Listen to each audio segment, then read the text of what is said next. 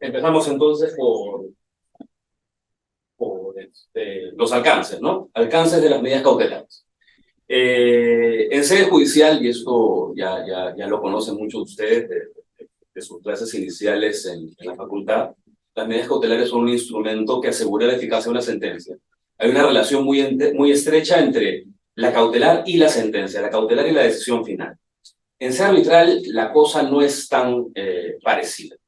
Las medidas cautelares tienen un alcance un poco más amplio. Son un instrumento que tiene por objeto asegurar o resguardar el proceso arbitral y no solamente el laudo.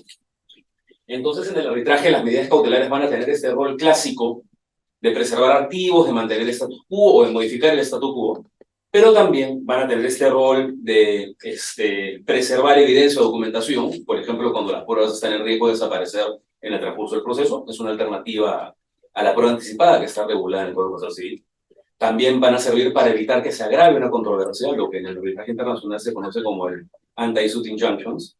También van a servir para asegurar el cumplimiento de las costas y costos, lo que en el arbitraje internacional se conoce como el security for costs, e incluso van a servir para preservar la confidencialidad. Recordemos que bajo la ley de arbitraje peruana, nuestro ordenamiento es uno de los pocos que ha elevado la confidencialidad del arbitraje a un mandato legal. Entonces, esta versatilidad de las medidas cautelares en sede arbitral son un instrumento bastante útil en general y también es bastante útil para controversias de construcción.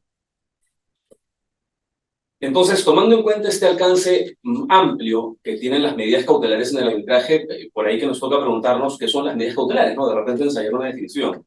Y yo me animaría a decir que las medidas cautelares son remedios temporales que se otorgan bajo circunstancias especiales con la finalidad de preservar derechos. Pueden ser derechos procesales o pueden ser derechos sobre el fondo, sobre el mérito de la controversia, y que se conceden mientras se encuentra pendiente la emisión de un laudo. Esta definición que he intentado ensayar, que un poco no es mía, trata de recoger conceptos que se encuentran un poco en doctrina y en la norma, están en este artículo 47 de la ley de arbitraje, que si lo recuerdan es un artículo bastante largo, que en la concepción del artículo no solamente ata las medidas cautelares a los laudos, sino también ata las medidas cautelares al proceso, a la documentación y a este componente más versátil de las medidas cautelares. Entonces, creo que en esta definición amplia, lo más importante es las circunstancias especiales que justifican conceder una medida cautelar, ¿no? Que serían, que son lo que en clase hemos conocido como los presupuestos cautelares. La primera circunstancia, seguramente muy conocida, es la verosimilitud en el derecho, que implica un análisis preliminar, prima facie, lo denominan quienes escriben sobre arbitraje, es un análisis preliminar del mérito del reclamo. Es si las pretensiones sobre el fondo tienen una apariencia de ser fundadas o no. Y esta verosimilitud tiene, o mejor dicho, o yo lo entiendo como una moneda de dos caras. Por un lado de esta cara de la moneda es la definición clásica de que la pretensión tenga la apariencia de ser fundada. Pero creo que la otra cara de la moneda que debemos tomar en cuenta también es que la pretensión no sea manifiestamente improcedente o infundada. Hay decisiones que están citadas ahí, en el caso Mills o en el caso Pauchok contra Mongolia, que definen muy bien, de manera muy clara y muy práctica, esta otra cara de la moneda, ¿no? Que la pretensión no sea manifiestamente improcedente o infundada. La segunda circunstancia que justifica una medida cautelar es el peligro en la demora. Y este componente o esta circunstancia es probablemente el componente más fáctico de todos. No es tan jurídico como el análisis de verosimilitud, es básicamente analizar las circunstancias, los hechos. Y nos lleva a tener que determinar dos circunstancias para poder conseguir una medida cautelar. Primero, que la medida cautelar sea necesaria, y la otra es que la medida cautelar sea urgente. Por necesidad es básicamente analizar que para poder tener una medida cautelar debe existir una amenaza o riesgo de daño serio o irreparable. Esto ya lo conocemos. Y por urgencia es el aspecto temporal, es decir, que esta amenaza de daño serio o irreparable se pueda producir antes de que se quite el agua. Entonces, en la medida en que estos dos elementos, que son bastante más fácticos que jurídicos, confluyan, vamos a cumplir con esta segunda circunstancia. De nuestra experiencia, los tribunales arbitrales suelen prestarle muchísima atención a esta segunda circunstancia. Creería que es la circunstancia que sirve para determinar si se concede o no una medida cautelar. pero no es la única. La tercera circunstancia de la que seguramente hemos escuchado todos es la adecuación, o la razonabilidad, o la proporcionalidad. Los términos los usamos de manera indistinta. Para determinar la existencia de este tercer presupuesto, básicamente transitamos por tres niveles de análisis. Primero, uno bastante lógico, ¿no? Que esta medida cautelar que pedimos tenga alguna relación con la pretensión que vamos a proteger. Que la medida cautelar tenga la capacidad de proteger la eficacia de la pretensión, la eficacia de ese lado. La segunda, que tiene que ver con el principio de mínima injerencia, es que la medida cautelar que estamos solicitando cause el menor daño posible a la parte que la va a soportar. Si existiera en el ordenamiento alguna medida cautelar que pueda causar un menor daño y sea igualmente efectiva, evidentemente la cautelar que pedimos será descartada y quién sabe si el tribunal arbitral, ejerciendo sus poderes generales de cautela, opte por esta menos grave. Y finalmente, el análisis de proporcionalidad en base a la comparación entre el impacto que tendría, por un lado, el no conceder la medida cautelar. ¿Cuál es la consecuencia que puede sufrir quien pide la medida cautelar y que no se la den, versus el impacto que puede sufrir quien soporta la medida cautelar si es que ésta se concede? Si al final el tribunal evalúa que el dar la medida cautelar genera un menor costo, tiene un menor impacto que el no darla, evidentemente se va a hacer un tercer punto a favor para conceder la medida cautelar. Y por último, viene la caución o la contracautela. La caución o la contracautela es la garantía que tiene por objeto cubrir los daños que pueda causar la medida cautelar. Ahora, hay una discusión muy procesal, ¿no? Si es que la contracautela es un presupuesto o un requisito.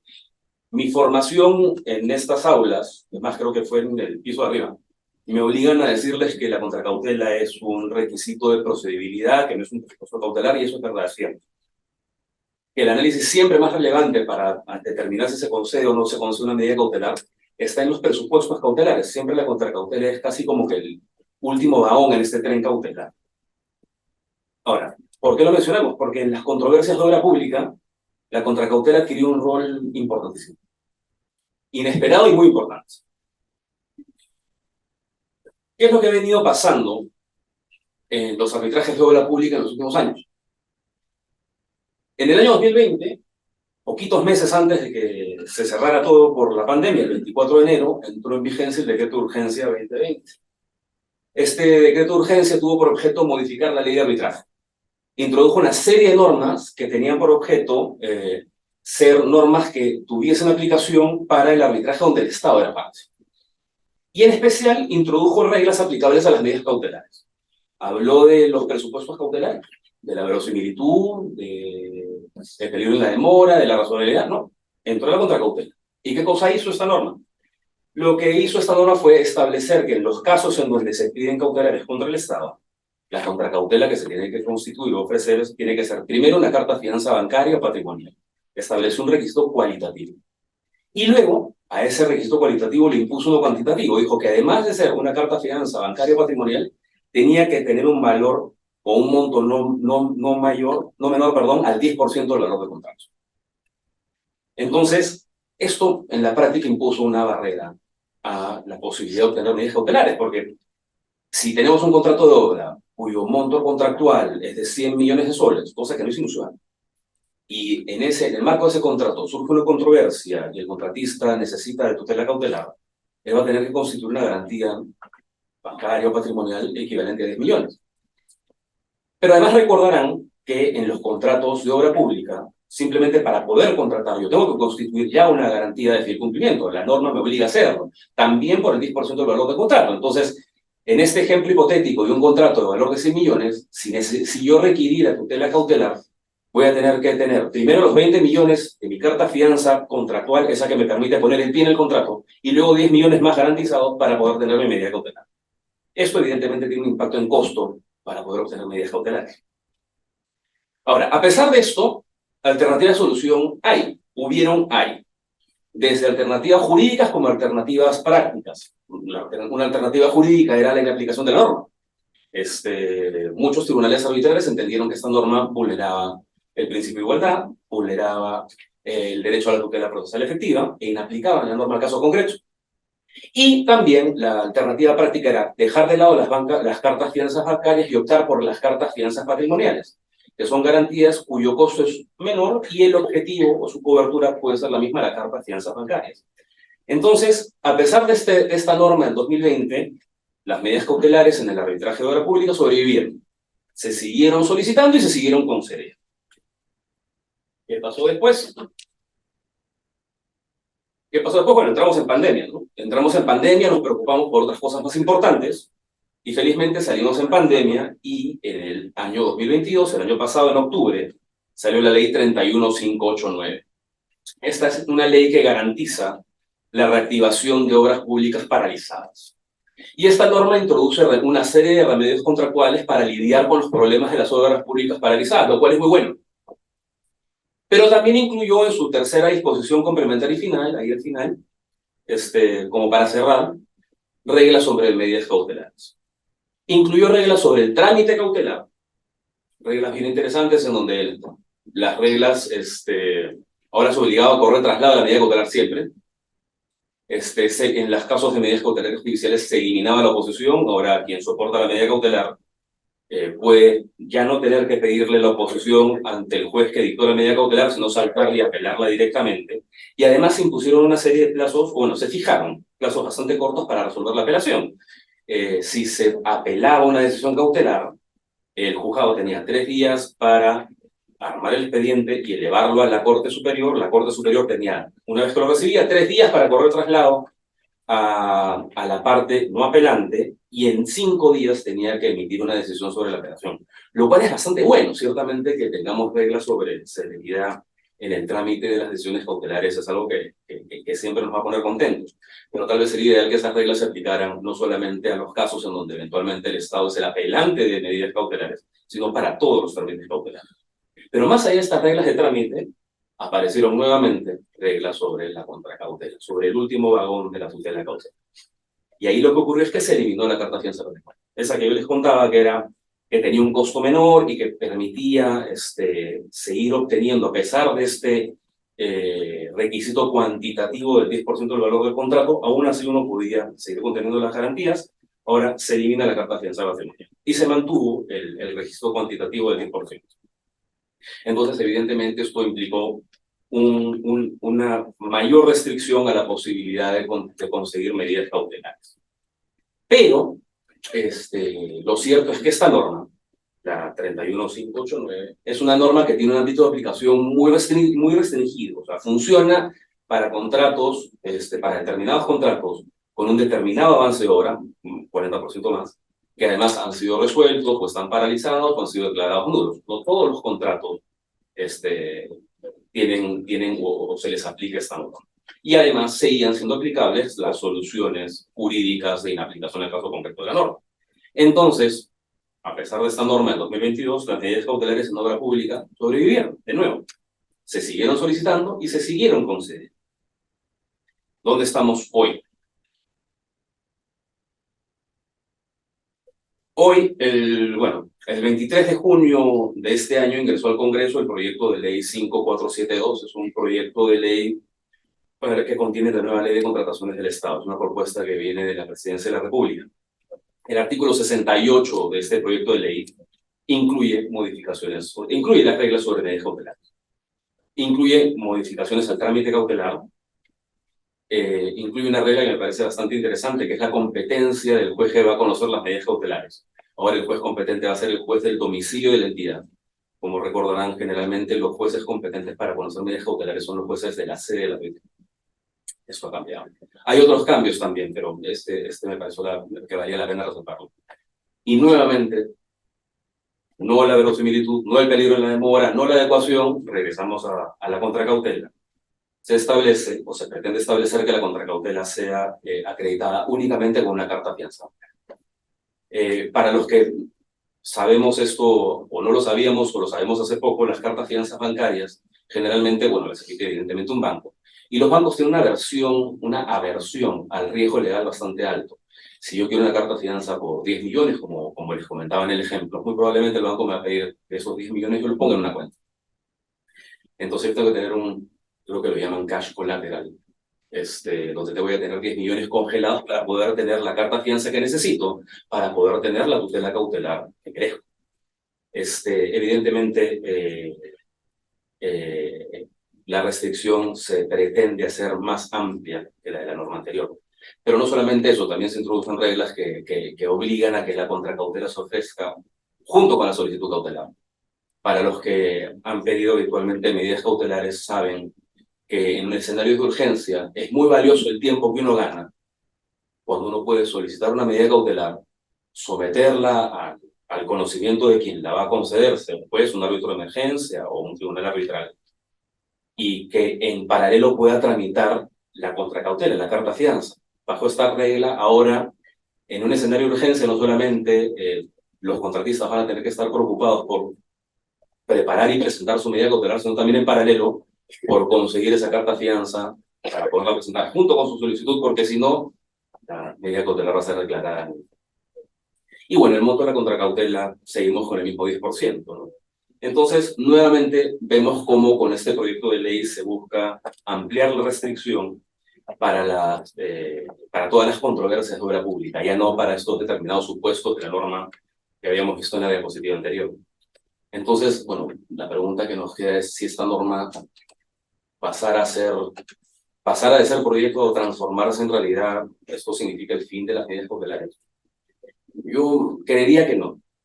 Yo creo que a pesar de los intentos de restricciones, eh, creo que hay las alternativas legales para poder sobrepasar estas restricciones. Seguiremos intentando las vías constitucionales dentro del arbitraje. Creo además que la sensatez va a terminar primando. Y creo yo que a pesar de esos intentos de restricción, las medidas cautelares van a seguirse solicitando y se van a seguir concediendo. Y esa es mi intervención. Y nuevamente les agradezco mucho por habernos acompañado hasta esta hora. Muchas gracias. Para los que llegaron temprano, seguramente han escuchado a Alex, al doctor Campos, cuando se refería a las razones por las cuales han aparecido los dispute boards, ¿no? Y efectivamente los dispute boards han llegado para llenar un espacio vacío, no sé si un vacío o una deficiencia de alcance, algún error de repente en la concepción del arbitraje en el país. Podríamos hablar de eso horas. Pero una de las cosas que mencionó y que rescato es que los arbitrajes, antes de que llegaran los dispute boards, empezaron a complejizar, ¿no? Y no solamente se empezaron a complejizar, sino que también se volvieron más costosos. Y no solamente se volvieron más costosos, sino que también se volvieron más largos. Entonces, cuando me preguntan a mí de qué quieres hablar en este seminario, claro, lo primero que vino a mi mente fue eso, ¿no? Y dentro de las múltiples causas que hay, que han originado este caos en el arbitraje, sobre todo de construcción y sobre todo de construcción pública, yo creo que una de las múltiples, una de las múltiples causas son las conductas dilatorias. No voy a decir todavía tácticas de guerrilla, pero eso lo dejamos para después. Conductas dilatorias y un poco el obstruccionismo que tienen algunas partes que muchas veces no están tan interesadas en obtener una solución a la controversia en los arbitrajes. Entonces, para explicar un poco esto y explicar por qué esto es particularmente relevante en los arbitrajes de construcción, yo creo que primero deberíamos explicar cuáles son las particularidades del arbitraje de construcción que se traslapan de los mismos contratos de construcción por su naturaleza, que involucra múltiples factores y variables, que seguramente ya han escuchado en las excelentes presentaciones de hoy día.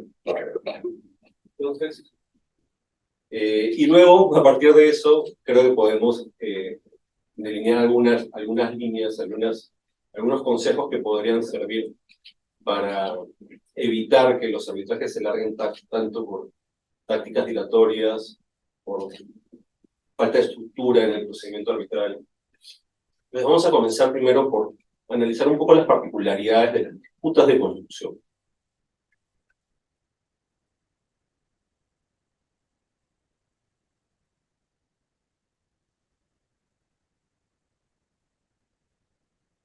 En los contratos de construcción hay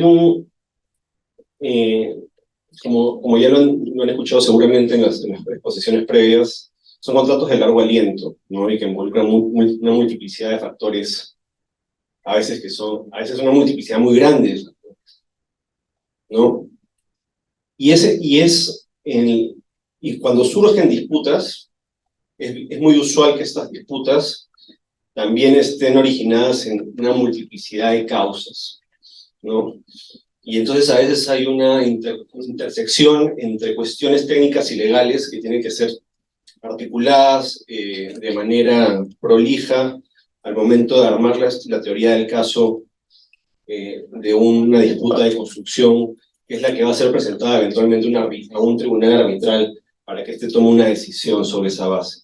Entonces, al momento de articular esta teoría del caso, y una de las particularidades de los contratos de construcción es que lo primero que uno busca, evidentemente, son la documentación cruda, ¿no? La documentación cruda que hay y que se genera y que da trazabilidad a los distintos arcos argumentales que aparecen durante la ejecución de un contrato de construcción. Lamentablemente, a diferencia de otros tipos de contratos, nosotros los abogados no podemos hacer conclusiones intuitivas derivadas de esa documentación cruda. Y es por eso que usualmente requerimos de expertos. Acá hay algunos expertos en disputas de construcción que, en base a su conocimiento, en base a su experiencia, pueden dar una lectura y a partir de esa lectura llegar a conclusiones que tienen una calidad superior, por ponerle alguna palabra. Y esas son las primeras bases sobre las cuales se estructura nuestra teoría del caso, la teoría que le vamos a presentar al tribunal arbitral. Y es con esa lectura de los expertos que son los que finalmente llegan a estas afirmaciones sobre los arcos argumentales, que además también son arcos argumentales de distinta naturaleza, ¿no? Como han podido escuchar en estas exposiciones, hay expertos geólogos, hay expertos especialistas en costos, hay expertos especialistas en temas sociales. A veces pasa que la obra se interrumpe porque de repente hay una interrupción por alguna comunidad campesina, un grupo social. Entonces hay expertos que vienen a analizar los orígenes de eso para luego nosotros poder derivar consecuencias legales de los pilares que se han levantado en las bases inferiores. Y a partir de eso llegamos a los reclamos. Entonces, esa es una primera particularidad de las disputas de construcción. Que se tiene que armar una teoría del caso, y muchas veces esa teoría del caso reposa sobre varios pilares que tienen que ser adecuadamente articulados para poder trasladarlos al tribunal arbitral. Una segunda particularidad es que este tipo de disputas a veces involucran mucho dinero. Y no solamente me refiero a la cuantía de las pretensiones, sino a quién es como han dicho en las posiciones previas, a quién es al que carga al muerto mientras dure el arbitraje, ¿no? Y eso es algo no menor, porque no es lo mismo arbitrar habiendo invertido en una obra 8 millones de dólares y no haber recuperado de la plata propia, y ya no estamos hablando de la utilidad que uno esperaba por esa inversión, ¿no? No es lo mismo estar arbitrando 2 años para recién poder obtener un laudo y recién poder ejecutar ese laudo y cobrar esos 8 millones de dólares que cobrarlos inmediatamente, ¿no? Entonces hay un factor de tiempo también en las cuantías que se están manejando en el arbitraje. Y si a eso queremos agregarle más complejidad, tenemos las cartas fianzas, ¿no? Hay muchos casos en donde las cartas fianzas se ejecutan, y se ejecutan mal. No se ejecutan debido a la obligación subyacente del contrato, sino se ejecutan en función a que son garantías de ejecución inmediata. Y eso va sumando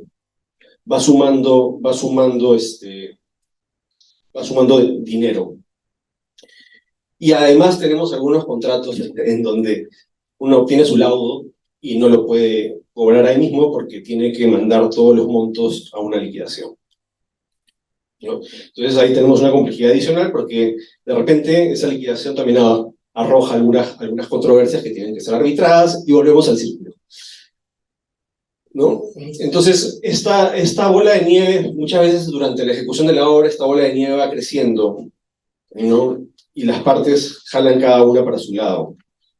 Y a veces en ese jaloneo no se cortan las pérdidas y la bola se va haciendo grande y alguna de las partes cae y es la que tiene que arrastrar el muerto. Bueno, acá ya me adelanté un poco a esto. Al final, el tiempo en el arbitraje es vital. Si es que eres una constructora pequeña, por ejemplo, que ha puesto dinero propio en una obra con mucho déficit. Entonces acá, una vez que se construye la teoría del caso y que esta se presenta, uno no solamente se puede quedar ahí, ¿no? Es necesaria una estrategia arbitral para presentar esa teoría. Y es una estrategia que mientras antes se inicie, mejor. ¿Por qué? Porque, como dice esa cita, hay partes que no están interesadas en resolver la disputa. Y no están interesadas porque precisamente esa bola de nieve que ha ido creciendo es un incentivo para llegar a acuerdos subóptimos, ¿no? Una constructora pequeña que tiene que ha metido mucha plata en una obra deficitaria y que sabe que va a ir un arbitraje. Por ahí comentaron que había el récord de un arbitraje que habíamos visto por acá era de 12 años. Imagínense, 12 años con 8 millones de dólares invertidos. Entonces, claro, hay personas que no están tan interesadas en resolver el arbitraje y que podrían estar más interesadas en dilatar el arbitraje porque precisamente eso lleva a las partes a una guerra de desgaste. ¿Qué tipo de tácticas? Un paso más atrás, ¿no? Yo no me inventaba el término tácticas de guerrilla, es un término que es bastante utilizado en publicaciones académicas y involucra un uso constante de distintas maniobras en el arbitraje que no están dirigidas a resolver la controversia, que están revestidas de un aparente derecho procesal, pero que sin embargo ese revestimiento es un cascarón porque dentro de la presentación de, por ejemplo, una de estas maniobras hay cero sustancia, ¿no? Y por ejemplo, ¿no? Recusaciones frívolas utilizadas para o frenar el arbitraje o amedrentar a los árbitros. Abuso de procedimientos arbitrales y debido proceso. Hay casos en donde hay arbitrajes que terminan con 200 órdenes procesales, porque hay partes que orden procesal que saca el árbitro es orden procesal que reconsideran. Hay partes que se dedican a ignorar órdenes procesales también, y partes que piden reprogramaciones de audiencias, extensiones de plazos para presentar escritos. Entonces, evidentemente, la ocurrencia de alguno de estos eventos de manera aislada no nos lleva a pensar que una parte esté incurriendo en tácticas de guerrilla, no tiene que haber una consistencia en la utilización de estos mecanismos. Pero yo creo que la clave está en distinguir cuando un recurso de reconsideración, una recusación, son meros cascarones que carecen de sustancia, ¿no? Y hay otras maniobras que no necesariamente buscan la dilación del arbitraje, sino buscan obstruir la presentación de esa teoría del caso compleja que requiere de una estructura para ser presentada al tribunal arbitral. Y una de las formas de evitar y disrumpir esa transmisión de información de la teoría del caso es precisamente atacando la estructura que se ha pensado para presentar la teoría del caso al tribunal arbitral. Por ejemplo, imaginemos que hay un caso en donde tienes una pericia geológica que determina la ocurrencia de un evento y que ese evento además ha generado impactos en el cronograma de obra. Entonces necesitas actuar dos pericias. Una pericia que determine si de verdad hay un evento que no era previsible en el subsuelo de la obra y que además no estaba atado, no había sido identificado en los documentos contractuales, en el diseño. Y además necesitas otra pericia que analice cuál es el impacto del tiempo que no has podido ejecutar unos trabajos precisamente por este error en el alcance, que tú estás diciendo que es un error y que lo estás probando con una pericia. Entonces tienes dos expertos, ¿no? Entonces, dentro de tu idea de cómo presentar el caso, tú podrías pensar, por ejemplo, que yo quiero hacer una audiencia en donde le presente al tribunal un resumen del caso. Y luego, en la misma semana, porque quiero que el tribunal siga con la hilación, quiero hacer una audiencia donde interroguemos a mi perito geólogo y de repente a la contrapericia de la otra parte. Y quiero que en la misma semana también ocurra el interrogatorio al perito que analice el impacto en la ruta crítica. ¿Por qué? Porque es necesario mantener una hilación. Pero ¿qué pasa con una de las partes que quiere romper esa cadena de hilación? Pide reprogramaciones, un día antes, se enferma, le da COVID. Y hay casos en donde entre audiencia y audiencia transcurre un año, ¿no? Y claro, no es lo mismo para un tribunal arbitral, algunos árbitros que tienen 40, 50 casos, llevarse el impacto de tu teoría global en una semana o en 2 semanas, que partirla y dividirla y dársela por puchitos en un año, ¿no? Entonces, ese tipo de maniobras, además de dilatar, también rompen la hilación del arbitraje. Y en controversias como estas, que tienen impactos que se derivan de múltiples causas, es importante presentar estructuradamente las controversias para generar el impacto que se busca en el tribunal. Y debería ser derecho de las partes poder hacerlo, poder presentar su estrategia probatoria y ejecutarla de la manera en la que la han concebido. Entonces, ¿cómo se navega entre esas turbulencias? ¿No? A ver, lo primero es que hay que planificar correctamente el arbitraje y si se puede empezar desde el convenio arbitral, excelente. Particularmente en los contratos de construcción, las partes a veces se ponen muy creativas con los convenios arbitrales, ¿no? A veces, por querer evitar irse a un arbitraje para tener una oportunidad de resolver las disputas amigablemente, se ponen estas cláusulas escalonadas en donde se hace mención a que las partes iniciarán un procedimiento donde realizarán sus mejores esfuerzos, entre comillas, para resolver la controversia. Pero creo que hay algo que se pierde de foco cuando se ponen ese tipo de cláusulas, y es que al final esas cláusulas tienen que abrir espacios para los acuerdos, pero no pueden obstaculizar el ejercicio legítimo del derecho de una de las partes de obtener una solución para un problema que tienen, ¿no? Entonces, muchas veces estas cláusulas pecan, tratando de ser creativas, pecan y generan márgenes para las interpretaciones que son evidentemente en una parte que no busca resolver la controversia, son el primer punto de partida por donde van a atacar jurisdiccionalmente el arbitraje o procedimentalmente también, ¿no? Desde cláusulas que también se ponen creativas con la actuación de pericias, ¿no? Hay algunas personas que le tienen aversión a las pericias de parte, entonces pactan cláusulas en donde establecen mecanismos que además son medio etéreos y contradictorios para elegir peritos, generando discusiones en el arbitraje, dándoles alimento a a estas partes. Felizmente no son tantas, pero son que no están interesadas en resolver disputas. Entonces el primer paso evidentemente sería optar por cláusulas arbitrales convencionales. Si es posible, partir de los modelos de los mismos centros de arbitraje. El segundo paso evidentemente es arbitrajes institucionales.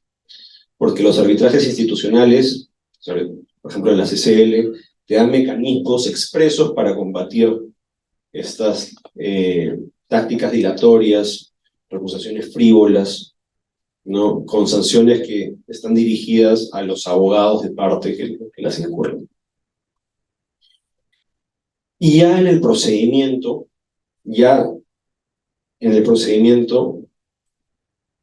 diría que la mejor forma de contrarrestar este tipo de maniobras es, en primer lugar, determinando cuáles son las necesidades de tu teoría del caso, ¿no? Y estructurando una forma de actuación de tus pruebas, una forma de presentación de tu caso y presentarla desde el día 1 del arbitraje, ¿no? Ya de por sí ahí te vas a empezar a dar cuenta de por dónde va a tirar la contraparte. Si la contraparte se opone y no da ninguna alternativa, de repente es porque no está tan interesada en resolver la disputa.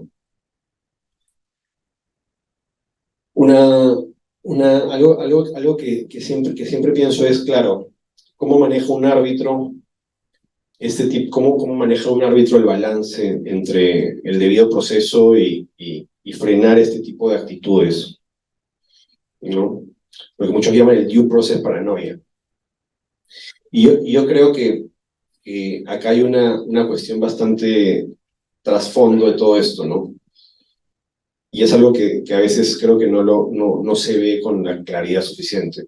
Y que es que cada día o cada reconsideración o cada recusación que pasa impune en un arbitraje es una victoria para la parte que no está interesada en resolver la disputa. Cada día que esa parte logra que el arbitraje se demore, es una victoria, ¿no? Y cada día que pasa que esa parte siga haciendo lo mismo, es una victoria más, ¿no? Porque de nuevo, hay partes que no están interesadas en resolver la disputa.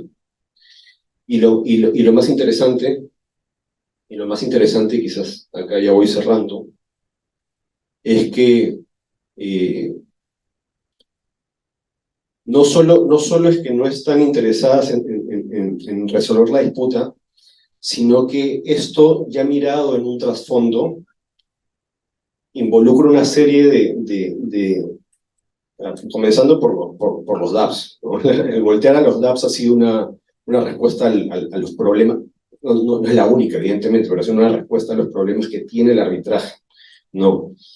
Y que se dedica a cargar muertos, ¿no? Porque evidentemente y había un momento en donde habían obras que tenían 20 arbitrajes, 10 arbitrajes, porque claro, tenían estos plazos de caducidad, ¿no? Pero en fin, el tema central creo que es que mientras se toleren estas prácticas, se generan incentivos para estas prácticas y no se genera un incentivo para poder hacerle frente. Y finalmente la parte, el contratista o el propietario, que es quien tiene que demandar, va a terminar sopesando toda la carga y el drama también que significa irse a un arbitraje. Y lo va a sopesar de varias formas, llegando a acuerdos subóptimos, que es un escenario que no es bueno, ¿no? O asumiendo muchos mayores costos o trasladando esa contingencia a las ofertas, que es algo que tampoco le conviene al mercado, ¿no? Entonces hay un trasfondo que creo que no se está viendo, y más bien, como decía Rodrigo, hay una suerte de tolerancia con cuando la parte es el Estado, sobre todo, ¿no? Que se empiezan a bajar los estándares de estructura del procedimiento arbitral. Pero bueno, eso es lo que les quería contar. Muchas gracias. Yo voy a hablar acerca de los informes de experto que tienen una alta relevancia en el arbitraje, tanto en los arbitrajes de los que hemos estado hablando un poco, que son los de infraestructura, como en general. Me gustaría empezar,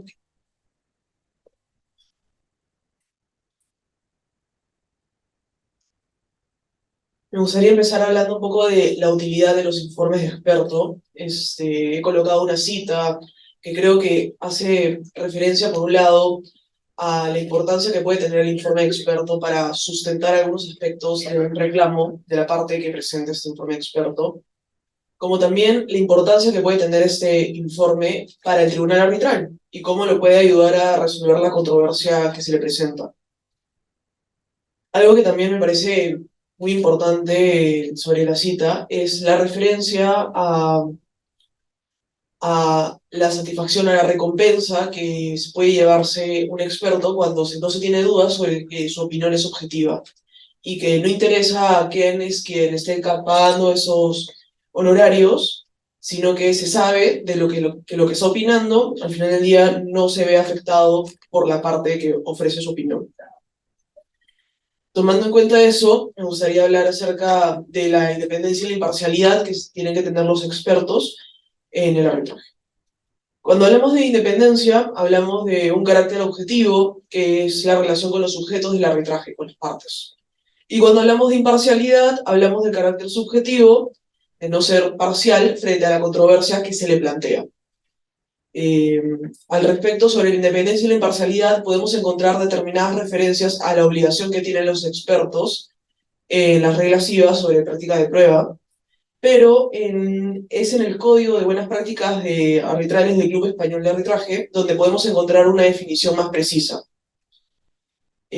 Ahí en el 134, punto numeral 134, se hace referencia a las cualidades que debe tener el experto y es importante resaltar que se deben ajustar a la verdad y debe recoger en su informe los aspectos que favorecen, como no favorecen, a la posición de la parte que presenta ese informe de experto.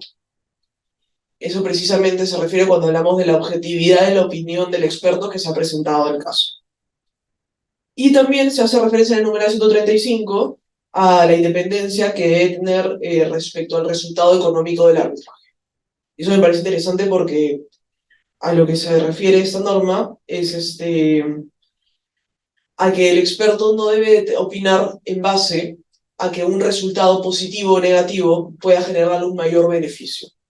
Debe opinar sobre lo que en su saber entender, conocer, es lo que es en la controversia. Me gustaría hablar sobre un caso en el que se cuestionó la objetividad del experto. En este caso, básicamente, los abogados de una de las partes presentaron una opinión de experto como parte de la defensa. Sin embargo, los abogados de la contraparte, de los demandantes, los abogados de los demandantes, antes de que los demandados presentaran esa opinión de experto, habían tomado contacto con él. Habían conversado por teléfono y habían hablado sobre un poco de la controversia, los alcances, habían hablado un poco de qué iba a ser la materia del informe. Al final, el experto no fue contratado como por la defensa del demandante, sino por la defensa del demandado, presentó su opinión de experto y no estableció en esa opinión de experto dentro de su declaración de imparcialidad e independencia que había tenido contacto con los abogados de los demandantes. Evidentemente ello generó un cuestionamiento por parte de la defensa y el tribunal arbitral dijo que no había ningún problema, que no iba a excluir la prueba, que la prueba no tenía ningún problema y que la declaración no había generado ningún tipo de duda. ¿Por qué? Porque revisó las pruebas y en las pruebas lo que encontró fue que la conversación telefónica, que había sido una sola, no había generado la suficiente sensación de que se había dado una adelanto de opinión, no se le había entregado documentos del caso, ni había tenido, digamos, insights de lo que habría sido la defensa de la otra parte. A lo que quiero llevar es que la imparcialidad e independencia de los expertos puede ser puesta en duda, pero no necesariamente el hecho de que pueda ser puesta en duda va a implicar que deba ser excluido el informe de experto, sino que tiene que haber, sobre la base de lo que se pueda acreditar, una duda razonable, una prueba que permita concluir que ha habido una ruptura en la objetividad. De este tema me gustaría cerrar con un par de ideas. El deber de imparcialidad e independencia de los expertos tiene un alcance respecto a las personas. Ellos deben de informar sobre las relaciones que hayan tenido, tengan o pudiesen incluso llegar a tener con las partes, también con el tribunal arbitral y con cualquier agente que participe en la controversia.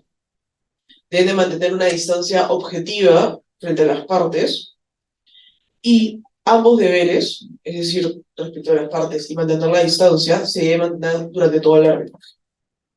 Ya yo les he mencionado un poco la importancia sobre la presentación de informes de expertos en diversas controversias. Cuando estamos en controversias de infraestructura, construcción, que es lo que hemos hablado el día de hoy en general en las tres mesas, los informes de expertos pueden llegar a tener un valor sumamente importante, porque van a permitir llegar al tribunal a determinadas conclusiones sobre el aspecto técnico de la controversia, evidentemente. Eso no significa que en otros arbitrajes que no sean de construcción o infraestructura no puedan haber informes de expertos, para nada. Pueden haber de muchas materias. Pero a veces una parte presenta un informe de experto, otra parte presenta otro informe de experto, y los expertos no llegan a la misma conclusión. Hay discrepancias bastante grandes, y a veces también, como el caso que yo les contaba, el tribunal puede tener dudas sobre la objetividad con la que está actuando el experto. Entonces me gustaría hablar de algunas medidas que existen para confrontar esa objetividad de los expertos. Cuando no tienes certeza sobre lo que está opinando, puede ser objetivo, puede ser imparcial, puede ser independiente, o cuando simplemente existen demasiados puntos grises o confrontaciones entre las opiniones de dos expertos de parte. El primero es el más simple, el más conocido, las pruebas de oficio. Una pericia de oficio es aquella que el tribunal arbitral solicita, se designa un perito de oficio y va a emitir una opinión independiente que no ha sido ofrecida por una de las partes en específico. Esa es una primera solución que puedes utilizar. Esta opción no necesariamente va a ser la más sencilla para las partes, porque puede tener dos temas. El primero es una alternativa más costosa porque ya han presentado informes de experto a las partes y al final tienen que incurrir en un nuevo costo. Y dos, porque sí las partes van a perder cierto dominio de la información y el control de la pericia. Evidentemente las partes no pueden influir en lo que el perito va a llegar a concluir, pero sí existe determinado nivel de coordinación que se puede llegar a perder en estos casos. Y pese a que las pericias de oficio no necesariamente van a generar un beneficio hacia las partes, sí lo van a tener a los ojos del tribunal, porque genera una tranquilidad sobre la opinión que se está emitiendo. Una segunda medida de la que podemos hablar son los joint statements, que, como yo mencionaba, a veces las partes pueden presentar informes de experto y cada experto puede llegar a conclusiones distintas. En el caso de los joint statements, el tribunal lo que solicita es a los peritos que trabajen de manera conjunta. Se sienten, conversen y saquen una opinión conjunta en la cual digan qué puntos son sobre los cuales no coinciden y sobre los cuales sí coinciden. Y ahí pueden analizar por qué coinciden y por qué no coinciden. Esta es una alternativa beneficiosa para las partes porque evita los costos de la pericia de oficio, pero las partes tampoco pierden control sobre los expertos, porque al final son el experto de cada una hablando con el experto de la otra. Y se puede tal vez ver un tercer beneficio, que es los puntos sobre los que los expertos sí coinciden. Como les decía, a veces no necesariamente, evidentemente no van a llegar a la misma meta o de la misma forma, pero si dos expertos desde cada parte llegan a la misma conclusión sobre algunos aspectos, eso va a generar un determinado nivel de tranquilidad de cara al tribunal. Y una tercera medida de la que me gustaría hablar, y como les prometí voy a ser breve y con eso cierro, es el hot tabbing, que básicamente es una confrontación de los expertos o testigos en un arbitraje. En una misma audiencia, ¿esto cómo funciona? En una misma audiencia, el tribunal arbitral va a interrogar, al liderar la audiencia, a los expertos de las partes, donde también van a participar en esta audiencia los abogados y las partes. Hay un informe de control de tiempo y costos del arbitraje de la CCI que define al hot tubbing como la confrontación de testigos de una técnica por la cual dos o más testigos periciales, o de hecho presentados por una o más partes, son interrogadas conjuntamente en temas particulares por el tribunal arbitral. ¿Y para qué sirve? ¿Para qué sirve este mecanismo, esta medida? Sirve para identificar nuevas, o sea, hay una punto de conexión con el que hablaba hace un momento, que es para identificar los puntos técnicos en los que los expertos sí coinciden. Y en la misma audiencia, al confrontarlos, poder identificar los puntos en los que no coinciden y poder identificar por qué no coinciden. No existe un procedimiento único sobre esto. De hecho, se tendría que pactar cada caso, se tendría que pactar en base a las reglas por las partes del tribunal. Y para que sea útil, es sumamente importante que el tribunal esté altamente preparado, que haya revisado las posiciones de las partes, haya revisado los informes de expertos que ya han sido presentados por escrito, y con ello pueda preparar un interrogatorio que permita confrontar posiciones, tanto en similitudes como en diferencias. A este mecanismo sí se le atribuyen algunas desventajas. La primera es la predisposición que existe de perder el control de la audiencia. Normalmente en una audiencia de pruebas, el experto de la parte es interrogado tanto por la parte que ofreció el informe pericial como la contraparte, luego se vuelve a ver un contrainterrogatorio y finalmente se cierra con un interrogatorio del tribunal arbitral. Pero en este caso, quien va a interrogar va a ser el tribunal arbitral. Ellos van a guiar todo el interrogatorio y van a guiar el interrogatorio de ambos expertos. Y otra desventaja que también se le atribuye es que podría favorecer a que un experto más articulado, recordemos que muchas veces los expertos no son abogados, entonces no necesariamente han desarrollado todas las habilidades de explicación, todas las habilidades que un abogado de disputas llega a desarrollar a lo largo de su carrera, por lo que un experto más persuasivo, más asertivo, digamos que genera más convencimiento, pueda tener un mayor impacto en el tribunal arbitral, mientras que un experto que puede tener incluso más habilidades de fondo, digamos, en su materia, pero menos habilidades de comunicación, no puede lograr transmitir. Son las observaciones que se le hacen a esta medida. Y con eso me gustaría cerrar.